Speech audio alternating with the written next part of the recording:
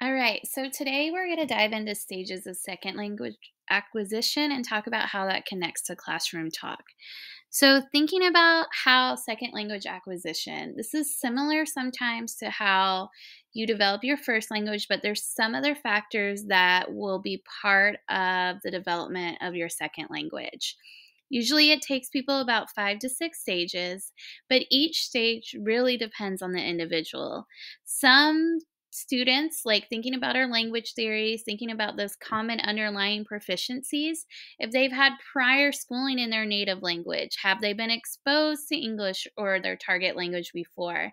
Do their native languages and target language share grammatical features? So think about students who are learning English from the first time that may come from like a Vietnamese language that has that tonal dialect that's kind of hard to translate into English. And did they suffer any trauma coming to the US? And we'll talk about why that's important in the first stage. So, in the first stage, some students will be in the silent period, which means they may not be producing any language. Sometimes this may only last 6 weeks, like maybe their first month of school, they're not really responding to you. And this is brand new newcomers who are learning language for the very first time in English. And so, it's important to recognize this as a teacher and not to be upset when a student does not want to speak English, especially in that first month of school. It usually lasts 6 weeks, but if we have students that come with a lot of trauma, think about our refugee student situation, think about students that are coming from very gang dominated areas, maybe students that have suffered from sexual trauma.